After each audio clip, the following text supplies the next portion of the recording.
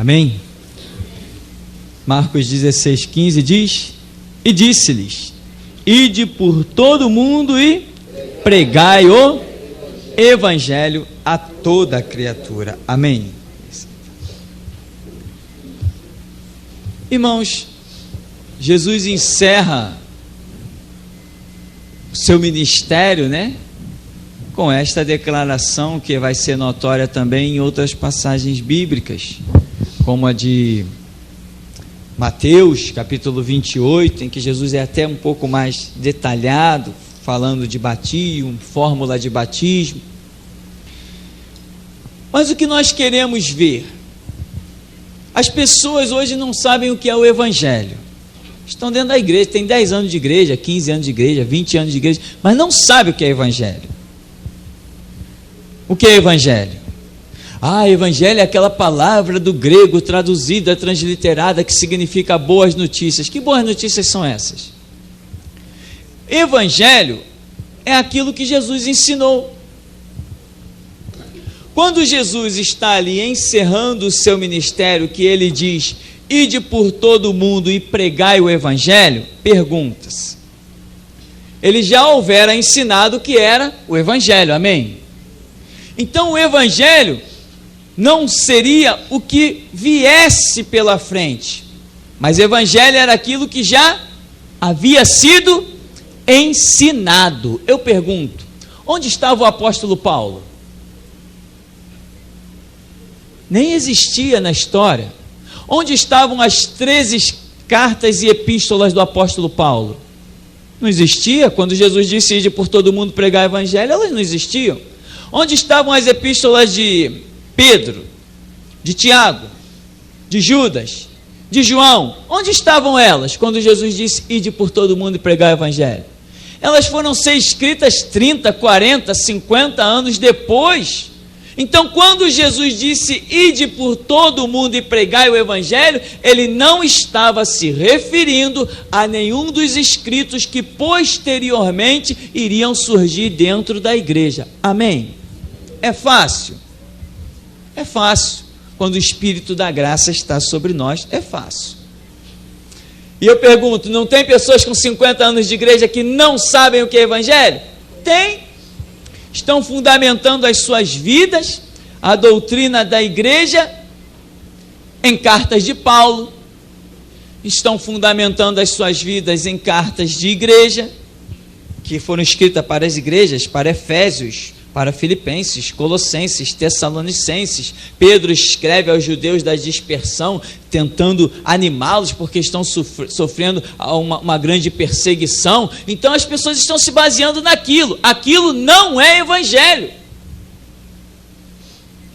Pode nos acrescentar? Claro, se Deus relacionou neste livro, é porque isso vai nos ajudar a entender pontos do Evangelho.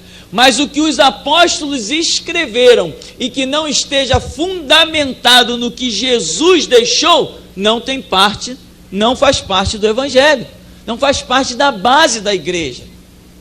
Os apóstolos não têm autoridade para jogar base na igreja. A base da igreja qual é?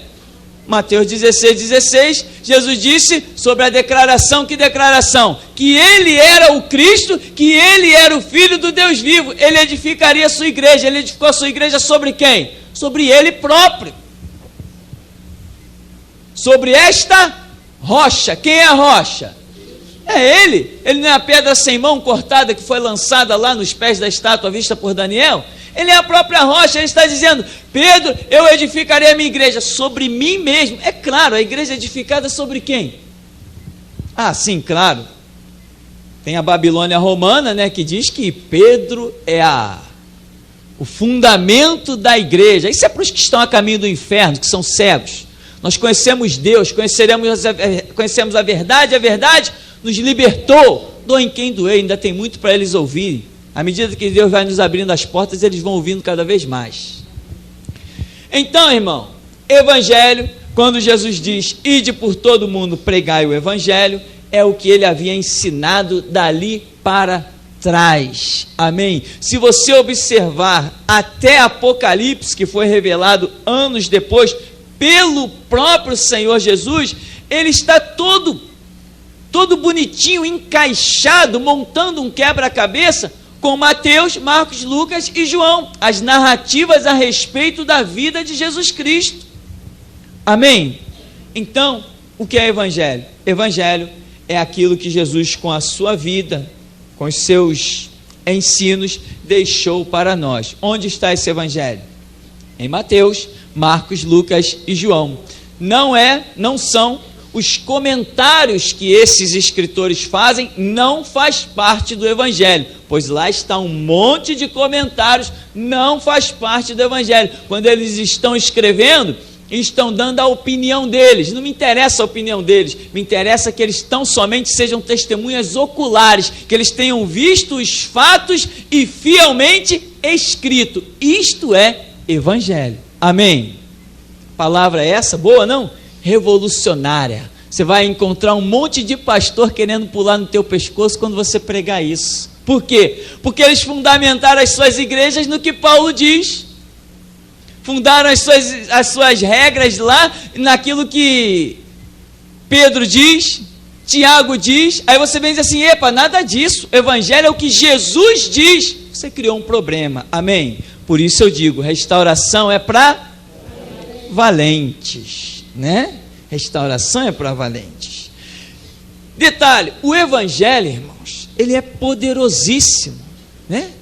Apesar de tantas mensagens que nós temos colocado, o que acontece? No evangelho existe a cura. Amém? Existe a cura. O que é evangelho? É a palavra de Deus. A palavra de Deus estava representada naquele tanque lá de Betesda que tinha em Israel.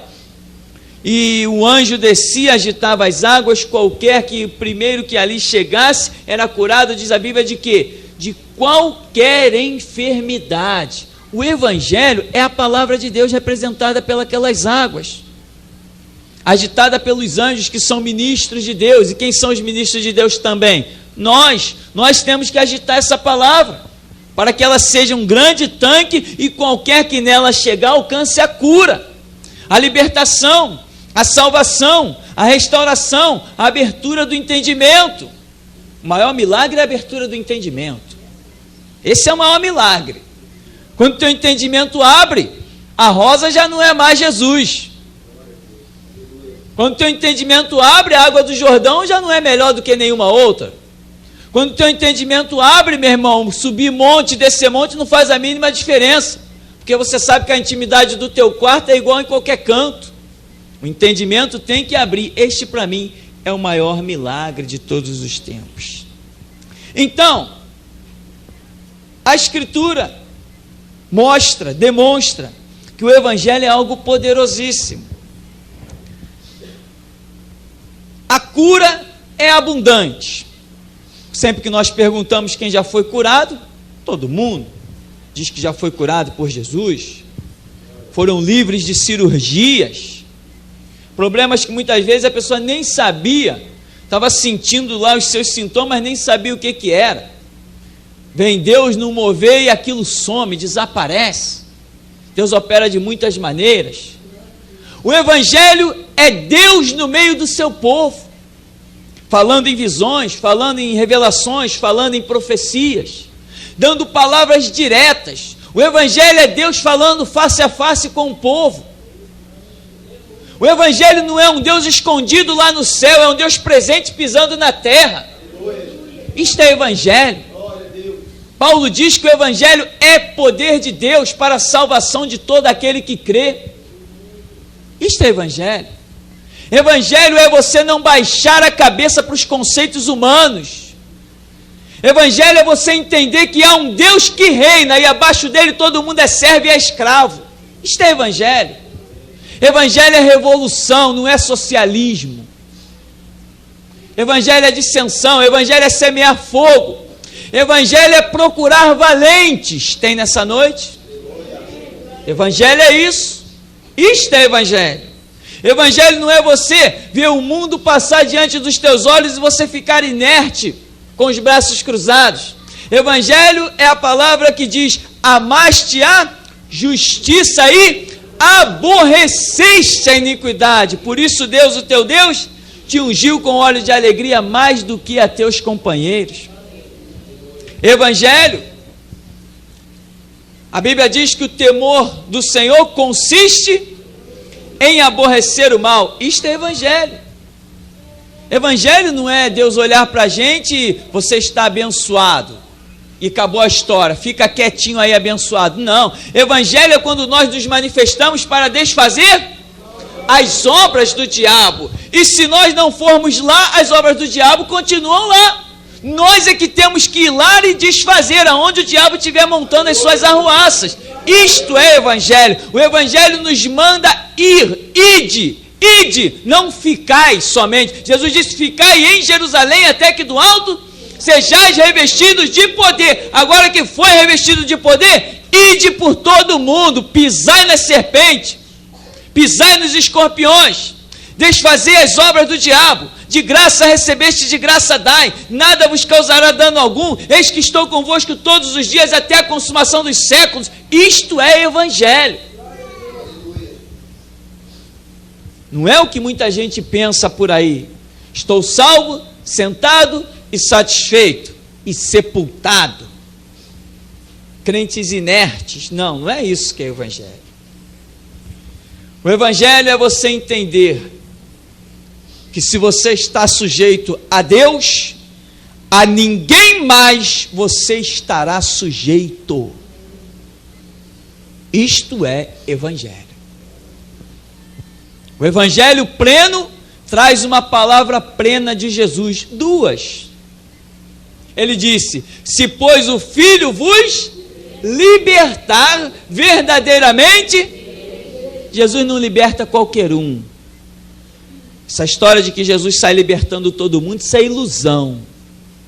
Isso é ilusão. Em João 10 ele diz: eu vim para que tenham vida, e vida, ele não dá vida com abundância para qualquer um. Isso é conversa fiada.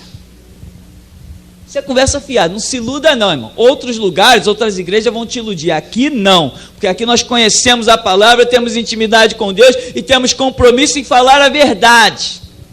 Tem um monte de gente por aí que nunca desfrutou nem nunca vai desfrutar de uma vida abundante.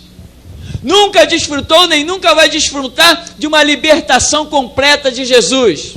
Porque a Escritura diz lá em Naum 7 o quê? O Senhor é bom, é uma fortaleza no dia da angústia, mas Ele conhece quem? Os que nele confiam. Confiança é intimidade plena. Você não confia em estranho, amém? Então não seja estranho para o teu Deus. E como você se torna íntimo? Davi deixou uma fórmula no Salmo 119:11. Escondi a tua palavra no meu coração para não pecar contra ti. Tu não te comprases em sacrifícios nem em holocausto, senão eu te os daria, diz o Salmo 51. Os sacrifícios para Deus são um coração quebrantado e contrito. A isto não desprezarás, ó Deus. Isto é evangelho. Intimidade. Evangelho é o mundo se explodir, faltar o chão debaixo dos teus pés e você não ser abalado. Evangelho é os que confiam no Senhor são como o monte de Sião, que não se abala, mas permanece para sempre. Isto é evangelho. Evangelho é cura poderosa de Deus. Jesus deixou tudo isso exemplificado com a sua vida. Agora, vamos mudar a página e dizer qual foi o grande problema. Enquanto aqueles homens do princípio estavam firmes, constantes, Deus se alegrando com o mover da igreja, em que Jesus até diz assim: eu via Satanás como um raio cair do céu. Depois, a igreja passou a se sujeitar às leis dos homens. A tal ponto a igreja se sujeitou às leis dos homens, que passou a chamar Deus de mentiroso. A igreja passou a dizer que uma pessoa só seria casada quando tirasse uma certidão na lei dos homens, chamando Deus de mentiroso, quando ele diz em Gênesis: deixará o homem seu pai e sua mãe e se unirá à sua mulher. Quem determina o que é um casamento é Deus, não são os homens.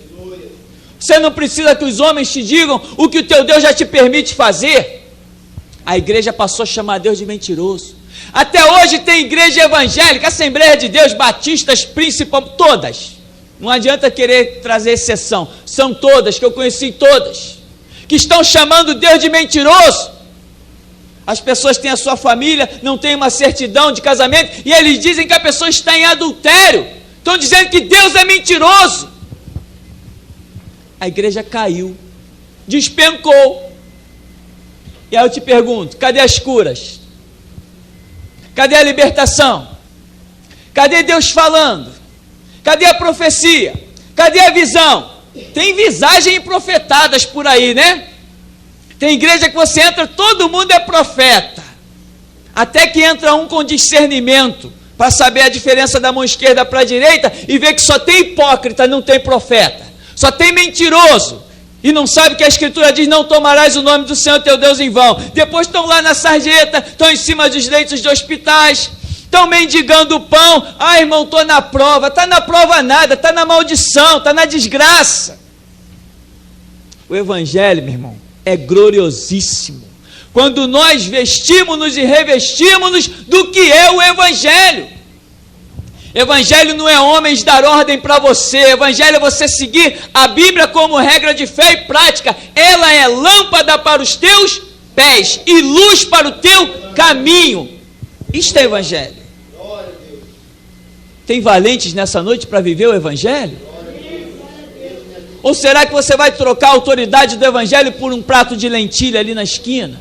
Será que você vai ser tão hipócrita como os pastores estão sendo por aí? Irmãos, nós temos que guardar a lei dos homens e de Deus.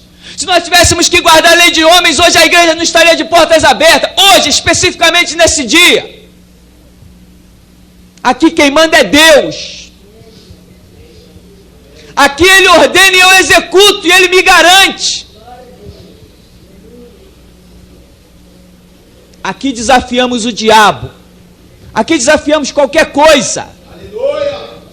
Não temos dúvida do Deus que servimos. O Evangelho para nós não é cabide de emprego. Quem nos sustenta não são dízimos nem ofertas, nem votos de tolos. Quem nos sustenta é o mesmo Deus que ordenou o anjo para alimentar Elias. É o mesmo que desceu o maná. É nisto que cremos. A igreja aqui não tem aliança com político. Político aqui só pode entrar e sentar no banco e ir embora. Não pega microfone para fazer do púlpito um palco. Aqui não tem palhaço. Isto é Evangelho. Único e exclusivo, sem aliança. Quando lá os irmãos do passado fizeram aliança, o que aconteceu? A desgraça da igreja. Então, como eu estava dizendo, que alguns pastores dizem, irmãos, nós temos que guardar tanto a lei dos homens, como a lei de Deus, porque Paulo está dizendo, não deve falar mal da autoridade do teu povo. São hipócritas, são cegos, não sabem nem ler. Paulo diz assim, irmão, está escrito, não falarás mal da autoridade do teu povo. Eu não sabia que ele era o quê? O sumo sacerdote. Era representante de Deus e não representante de congresso, de político. É o que a Escritura diz, não falarás mal de quem? Do ungido do Senhor. Então está certo, até aí eu concordo com Paulo. Autoridade quem é?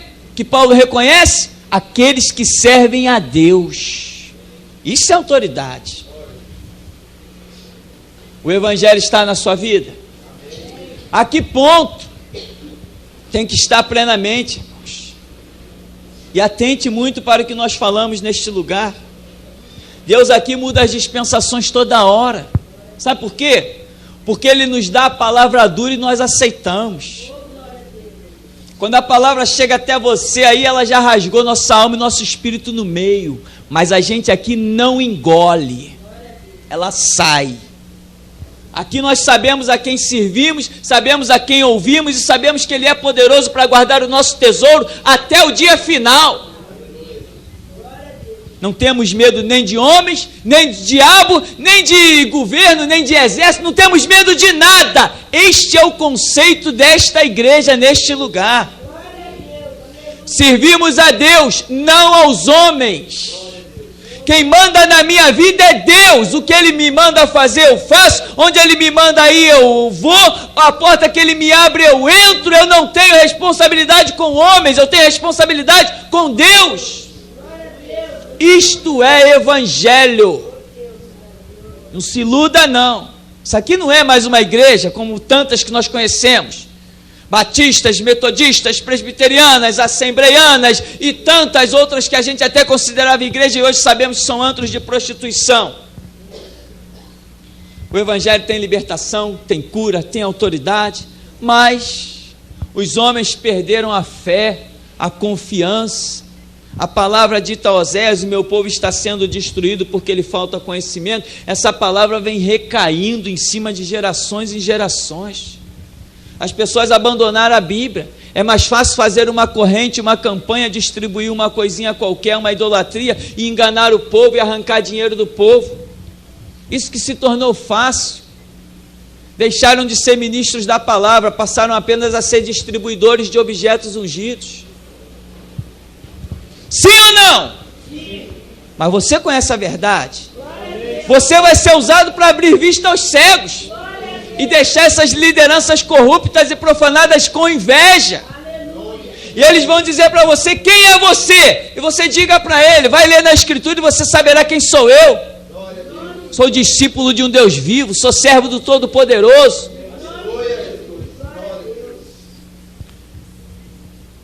As pessoas começaram a fraquejar na fé, a cair na confiança. Aí depois passou a ser mais fácil criarem livros e argumentarem os fatos dizendo que Deus não é mais o mesmo, contrariando Hebreus 13:8, que diz que Ele é o quê? É o mesmo. Ontem, hoje, Ele não muda, é imutável. Atributo de Deus, imutável. Aí as pessoas diziam: não, Deus não cura mais. Por quê? Porque hoje tem os médicos. Chamaram Deus de mentiroso. Estão debaixo de maldição. Deus cura. Se você tem enfermidade nessa noite, você vai sair curado.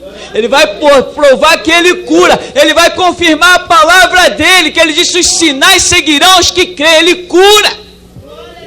Com o mal. Não importa o mal, importa o que Ele diz. Se tu creres, entende, meu irmão? Ele liberta. Ele liberta. Aí as pessoas começam a criar argumentos e mais argumentos. Quando o demônio começa a resistir e começa a jogar na cara deles um monte de coisa, eles começam a criar os seus argumentos e vão buscar o erro em Deus. Não, irmão. Se alguma coisa não está acontecendo na sua vida, e a Bíblia diz que deveria acontecer, procure o erro olhando para o espelho. É ali que se procura o erro, e é ali que se acha o acerto. Quando a gente olha no espelho e diz assim: Deus, o diabo me venceu, por quê? Aí Deus se manifesta e te mostra por quê. Você fecha as roturas, fecha as brechas e sai vencedor. É simples, é muito fácil. Se as pessoas pudessem compreender, pelo menos, o que é o Evangelho, não pereceriam tanto. Jesus Cristo veio, morreu na cruz, sofreu a separação de Deus. Deus meu, por que me desamparaste? Sofre tudo aquilo, padece tudo aquilo. Deus amou o mundo de tal maneira, deu seu Filho unigênito. Jesus Cristo sofre aquelas atrocidades. A história da humanidade, por mais que tente, nunca mais conseguirá esquecer o sinal da cruz. Todo ser humano, quando olha para a cruz, é obrigado a lembrar de sangue. Não tem jeito, porque o Espírito Santo marcou. Todo aquele que um dia ouviu essa história, por mais superficial que tenha ouvido, foi marcado pelo Espírito Santo, para não chegar ninguém inocente diante de Deus. Depois de Jesus Cristo vir fazer tudo isso, os homens simplesmente abandonam tudo isso e começam a seguir outras regras. Evangelho é você entender que existe uma autoridade que se chama Deus. Evangelho é você entender que quando falsas autoridades incidem contra a sua vida, o teu Deus, que é a autoridade maior, ele se manifesta e joga por terra os grilhões. Para isso ele deixou a passagem de Pedro. Pedro respeitou as autoridades? Não. Por quê? Porque ele tinha que respeitar Deus. Jesus Cristo disse para ele: ide e pregai. Os homens disseram o quê? Não pregue aqui. Mas Jesus Cristo não especificou o lugar, ele disse: ide por todo. Pedro está pregando. Os homens fizeram o quê? Jogaram Pedro na prisão. Depois de jogarem Pedro na prisão, o que Deus fez? Enviou o anjo, soltou Pedro. Mas o anjo, antes de se apartar de Pedro, disse uma frase para ele. Disse: olha, ide, retorna e ensina ao povo todas as palavras desta vida.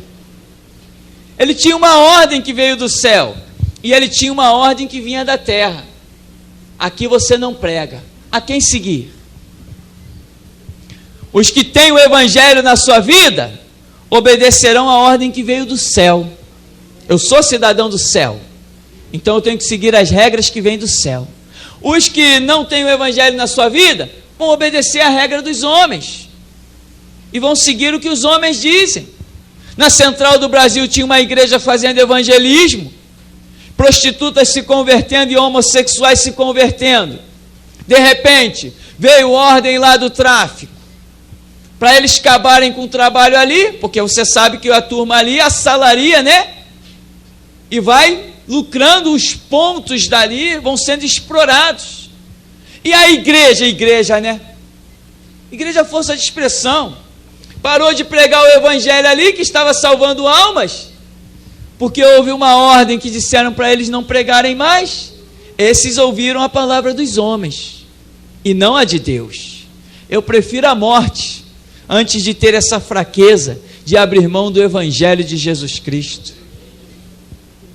Você conhece o evangelho, você conhece as regras para a sua vida. Agora, você decide a que você vai se submeter. A Escritura diz que aquele a quem você se submete, esse se constitui Senhor da sua vida. Decida hoje quem você quer que seja o Senhor da sua vida. Só tem um jeito. Se você quer Jesus, tem que se submeter a Ele. Como? Está aqui, ó. Aquele que tem os meus mandamentos e os guarda, este é. Aí dizem os hipócritas. Mas os mandamentos de Deus nunca entram em choque com os mandamentos dos homens. Pois eu não conheço um só mandamento de Deus que não esteja em choque com essa sociedade. Porque Jesus Cristo não mente, não se engana. Ele disse que o mundo jaz no maligno. O que tem de bom nesse mundo? O que esse mundo tem para concordar com o evangelho? Então, meu irmão, nós temos que ter os olhos descortinados, o entendimento aberto, porque aí sim você vai passar e a sua sombra vai curar. Você vai impor as mãos, as legiões de demônio vão sair fora. Você vai abrir a boca e grilhões e algemas vão se desprender das vidas e vão encontrar a luz que há no evangelho de Jesus Cristo. Mas isso não acontece com submissão aos reinos do mundo, não. Isso só acontece com submissão ao evangelho, ao reino de Deus. E nós queremos resgatar o valor desse sangue. Deus lastimou e pranteou muito quando aquela primeira geração de valentes morreu. Chegou o tempo deles e Deus olhou e não achou outro. Até hoje Deus está procurando alguém que se chame Estevão. Até hoje Ele está procurando alguém que se chame Pedro. Até hoje Ele está procurando Tiago. Até hoje Ele está procurando João Batista. Até hoje Deus está procurando uma nova geração de valentes e não acha. Porque as pessoas chegam inclusive aqui, ouve essa palavra, sente esse espírito que você está sentindo aí, depois sai lá para fora e vende o sangue de Jesus, por uma filosofia e uma ideologia barata.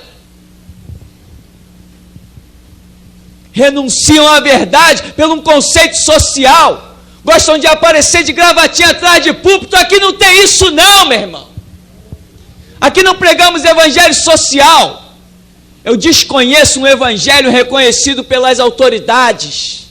Eu sou marginal, não sou social. Jesus Cristo não me chamou para me sociabilizar, Ele me chamou para tacar fogo, me chamou para revolucionar, para causar dissensão. É para isso que você foi chamado? Se é isso, aqui é teu lugar. Se não é, querido, tem muito lugar por aí. Aqui é para isso. Jesus Cristo de vez em quando passa o filme da minha vida, e Ele me mostra o quanto Ele foi revolucionário na minha vida. Você está bem aí? Está tudo jóia? Vai chegar para casa, tem uma bela televisão te esperando, uma geladeira cheia, maravilha, glória a Deus por isso. Só o Senhor pode fazer isso. Mas lembra que você poderia de repente, essa hora, estar baixado lá na encruzilhada, servindo de cavalo para o demônio. Poderia estar carregando os patuais da Romaria Católica. Poderia estar dando beijinho em batina de imagem de escultura, que nem um estúpido, que nem um ignorante. Lembra disso? Deixa Deus passar esse filme da tua vida e Ele vai te dizer: está vendo quanto eu transformei a tua vida? Está vendo quanto eu transformei a água em vinho? Está vendo como eu te tirei da lama e te coloquei no seio do Filho do meu amor? Isso é revolução, meu irmão. Coisa descomunal. E como eu já disse, enquanto eu vejo um mundo precisando de libertação, eu tenho um jugo e um fardo que pesa sobre os meus ombros. Por isso eu digo, eu não tenho reuma se eu não vir nela o prumo de Deus. Foi para isso que eu fui chamado. Pastor para mim não é... Pastor para mim é quem tem os frutos. Servo de Deus para mim não é quem está dentro da igreja, é quem manifesta os frutos lá fora. Quem salga, quem ilumina, isso é que é servo de Deus. E são esses que Deus olha e diz assim: achei mais um Estevão. Lembrem, vamos dar festa. Tem sangue de novos mártires para regar o meu evangelho. Tem pessoa que até se assusta. Já tem pastor hipócrita que os meus ouvidos tiveram o desprazer de ouvir, pelas suas covardias, dizer no evangelho. A hipocrisia chega a esse ponto. Eles não sabem lá o que está escrito em Apocalipse. Espera até que se complete o número dos seus conservos, que tal como vocês serão martirizados. E eles não sabem que Paulo diz assim: por amor a Cristo somos entregues à morte todo dia. Então, meu irmão, nós podemos concluir como Paulo: o viver é Cristo e o morrer, né? E ele ainda disse algo muito lindo: ele morreu por todos, logo todos morreram. Você está morto, amém? E ele morreu por todos para que os que vivem não vivam mais para si. Você não pode viver mais para si mesmo, mas para aquele que por eles morreu e ressuscitou. Decida hoje para quem você quer viver. Decida hoje quem vai ser o Senhor da sua vida. Decida hoje quem vai dar o rumo aos seus passos. E se você fizer hoje a decisão certa, meu irmão, a sua vida amanhã será aquilo que olhos não viram, nem ouvidos ouviram, nem nunca subiu ao coração humano. Você vai olhar para trás um dia e vai dizer assim: quem diria que Deus poderia fazer isso da minha vida? Agora, não deixe o diabo lá fora roubar a semente do seu coração. De que diabo eu estou falando? Eu não estou falando daquele diabo que você vai olhar para ele e vai ver ele feio, cheio de chifre, que você vai até sair correndo ou vai repreender. Não é desse diabo que eu estou falando. Eu estou falando dos diabos de pastores, homens com título de pastor. São desses diabos que eu estou falando. Eu estou falando dos diabos com título de obreiro da causa do nosso Senhor e Salvador Jesus Cristo. Eu estou falando dos covardes. Esses são verdadeiros demônios no meio do rebanho de Jesus Cristo. São desses que eu estou falando. Não deixa eles roubarem a palavra da tua vida, não. Porque eles vão dizer, não. Eu prefiro pregar o amor. Não existe evangelho só de amor. Deus é amor, mas é justiça também. O que criou o paraíso é o mesmo que criou o inferno. Amém? O que salvou o ladrão da direita é o mesmo que deixou da esquerda baixar o inferno. O que pregou e disse, se alguém crer nas minhas palavras verá a glória de Deus, é o mesmo que disse, se alguém não crê nelas, elas o julgarão no dia do juízo. Que papo é esse de Deus é amor? Que esses hipócritas tentaram fazer descer na nossa garganta durante tantos anos. Isto é evangelho, isto é restauração. Amém? Deixa a sua mente se abrir, vá para a Bíblia. Conhecereis a verdade, ela libertará. Examinai as Escrituras, pois vós cuidasteis nelas a vida eterna. Errais, não conhecendo as Escrituras, nem o poder de Deus. Se vós estiverdes em mim, minhas palavras em vós. E Jesus disse, vós já estáis limpos pela palavra que vos tenho falado. Amém. O Senhor nos abençoe em nome de Jesus.